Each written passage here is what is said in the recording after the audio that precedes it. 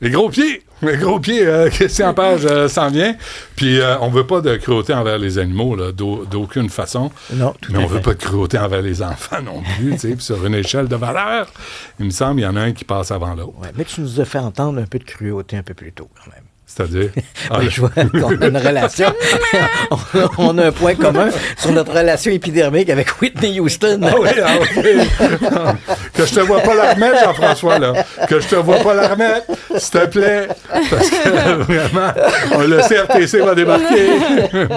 Bon, tu veux nous parler du Bigfoot, du gros pied? Oui, effectivement, on a une nouvelle vraiment spectaculaire. Ah oui?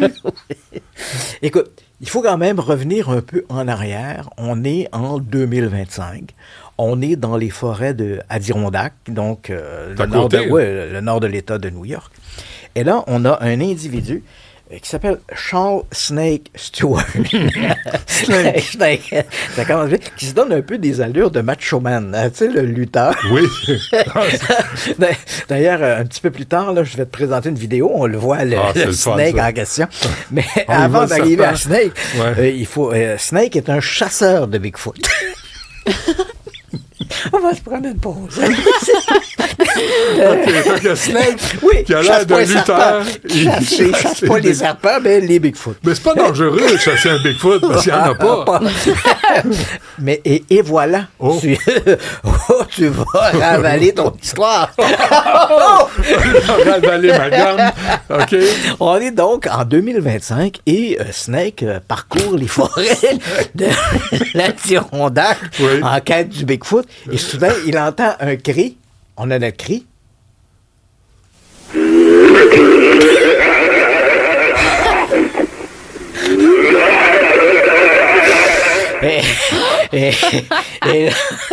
Et là, Snake vit ça. Ça, c'est le cri officiel du Bigfoot. Oui, il faut le dire aux gens. Mais pas celui du Yeti. Non, c'est le Bigfoot. Oui, c'est un véritable enregistrement. C'est pas une blague qu'on a fait. C'est quoi ça? C'est un véritable enregistrement d'un groupe de chasseurs de Bigfoot dans je crois que c'était en Arizona. Au début des années 70, ils ont capté ce son-là en forêt. Il y aurait même apparemment, selon leur dire, on insiste selon leur dire, on n'a pas vérifié. eu des échanges avec ce Bigfoot qui apparemment... Donc, il entend donc un cri comme ça, il ne vit sans que son tilly sur sa tête. Il s'aventure et là trouve le corps d'un Bigfoot. Il est mort. Il a probablement une indigestion. Mais il est mort. Donc, discrètement, il le ramène chez lui. Il l'attache sur le capot de sa voiture. Ben oui. Il fait quand même 2,50 m de long. 2,50 m, c'est quoi ça? C'est à peu près 7 pieds, 7 pieds et demi. Mais ça fait longtemps qu'il est mort parce qu'il est en décomposition? Non, il vient tout juste de le découvrir. Il vient de mourir. Donc, Snake l'attache sur le capot de sa voiture et le ramène chez lui. Il est fort, Snake. Snake. C'est une pièce d'or. C'est pas pour rien qu'il se donne des allures de macho man. Donc, il le ramène chez lui et il va contacter des gens qui font de la taxidermie. Il va faire empailler le Bigfoot. C'est légal, ça? J'ai aucune idée. Il faudrait demander à l'ordre des vétérinaires. Peut-on empailler un Bigfoot? Est-ce que Bigfoot est un animal ou un être humain? Et c'est... T'es en train de brûler mon père. Excuse-moi. Je vais arrêter de poser des questions. Je vais te laisser faire ta chronique. Donc, Snake fait empailler son Bigfoot. Et l'an dernier... Sur le capot de son char. Il le fait empailler. Et ensuite, il le place dans une chasse de verre, là, une espèce de boîte en verre. Et il va l'exhiber. Donc, l'an dernier, on est à l'été de 2025. Il l'exhibe dans une foire dans l'État de New York, une foire itinérante. Un peu Barnum and Bailey. Es-tu allé? Non, je ne l'ai pas vu à ce moment-là. Courant? Et donc, il l'exhibe et il y aura, on raconte qu'il y aurait quelque chose comme 60 000 personnes qui se seraient déplacées pour voir le fameux Bigfoot en question. Mais inutile de dire que parmi les 60 000 visiteurs, il y avait quand même des gens qui avaient des formations dans le domaine de la biologie ou les animaux, etc. Et en voyant la chose, ils ont dit... c'est pas vrai. ils ont soulevé un doute en disant c'est visiblement quelque chose qui est fait en latex avec des poils, un mauvais costume de Bigfoot qu'on a bourré puis qu'on essaie de nous vendre comme étant un véritable Bigfoot. Alors, c'est un peu l'histoire c'était l'histoire de cette créature jusqu'à cet été. Donc, on est au mois d'août, il y a quelques semaines à peine. Et le fameux Snake, devant la controverse soulevée par sa créature, a publié une analyse ADN qui aurait été faite par l'Université Cornell dans l'État de New York. Là, c'est là qu'on va voir le petit vidéo. Tiens-toi bien, parce qu'on va voir ici M. Snake en question. Wow! Il est blond avec une barbe noire. Oui, et là, ici, on voit son cadavre de Bigfoot dans la forêt, donc il trouve. Et ensuite, ici... Ça, c'est-tu Bigfoot ou c'est Snake? Ça, c'est Snake, toujours, et avec le Bigfoot derrière lui dans sa chasse de verre. Une belle teinture, hein?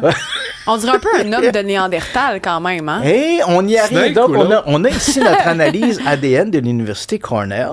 Et dans cette analyse, Snake dit, voilà, j'ai donné des échantillons biologiques à l'Université Cornell, qui a été fait par la docteure Misty Peckard. Et elle dit, d'après l'analyse qui est présentée, que la créature en question, ce sont des restes, de véritables restes biologiques, et que la créature qui est présentée a 60% d'ADN de néandertalien et 40% d'ADN de Homo sapiens. Alors évidemment, on pensait clore un peu le débat, mais l'analyse est fausse. Tout ce document-là, le document que j'ai ici, là, tout ça, là, évidemment, dès que ça a été publié, l'Université Cornell ont rapidement réagi. Il n'y a pas de docteur Peckard, le Misty Peckard, elle n'existe pas. Tout ça est un ramassis de n'importe quoi. Visiblement, Snake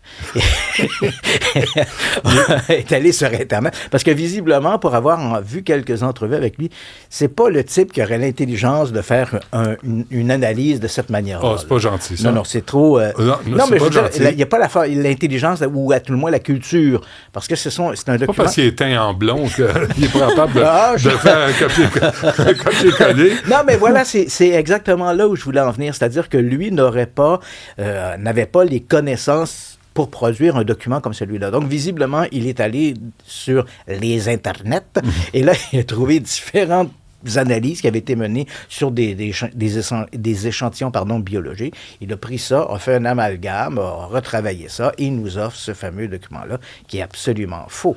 Mais malheureusement, comme tu le comprends si bien, le mal est déjà fait parce que comme l'analyse circule déjà dans la communauté des chasseurs de Bigfoot, on est persuadé que l'analyse est vraie et c'est un complot. Donc, et d'ailleurs, c'est le discours de Snake, parce qu'au moment où l'Université Cornell a réagi en disant « Non, tout ça est de la foutaise, on n'a jamais analysé ça », ben là, maintenant, Snake menace de poursuivre l'Université Cornell, qui l'accuse de complotisme, en disant « il nous cache la réalité ».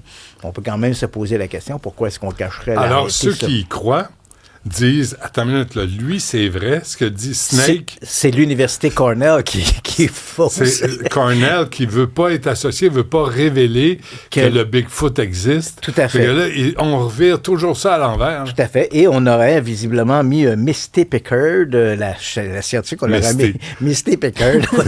Moi aussi, ça m'avait frappé. Et donc, on l'a mis au placard, visiblement, parce que quand on fouille, j'ai fait la démarche, j'ai vérifié dans toutes les... Parce qu'il y a l'Université Cornell ont plusieurs départements de recherche. Et elle est clairement mentionnée comme professeure de biologie moléculaire. Elle est associée au Cornell Veterinary BioLink Laboratory. J'ai regardé, il n'y a strictement rien. Son nom ce nom-là n'a jamais figuré. Non.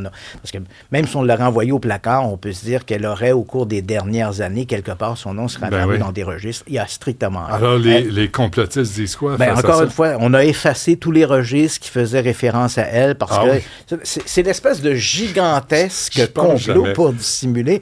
Mais ultimement, c'est un peu comme l'histoire de la Terre plate ou n'importe. Quel est l'objectif visé? Quel serait l'intérêt pour la communauté scientifique de nous cacher une espèce de chaînon manquant entre l'homme et l'animal? Qu'est-ce qu'on vise avec ça? C'est un peu comme la Terre plate. Qu'elle soit plate, carrée, cubique, c'est quoi l'objectif? Pourquoi mettre tant d'efforts pour cacher ça? Le chaînon manquant, il est fait en rubber. Oui, c'est ça. Là, c'est un chaînon manquant de latex et mauvais costume de Bigfoot. pour effort quand même, hein? Oui, quand même. Tu sais, Snake, de créer tout ça, là. Puis, mais là, il est en tournée, Snake, qui sait. C'est vrai? Oui. Il va peut-être venir à Montréal. Peut-être, qui sait. Alors, préparez-vous. Avec sa grosse catin de Bigfoot. Voilà. Mais c'est pas la première fraude qui est faite sur le dos du Bigfoot ou les ovnis. Le paranormal est une véritable pépinière. Mais c'est pour ça que tu es à tous les jours. Je sais. On n'en finit pas. C'est inépuisable. C'est sans fond. Merci, Christian. Ça fait plaisir. À demain.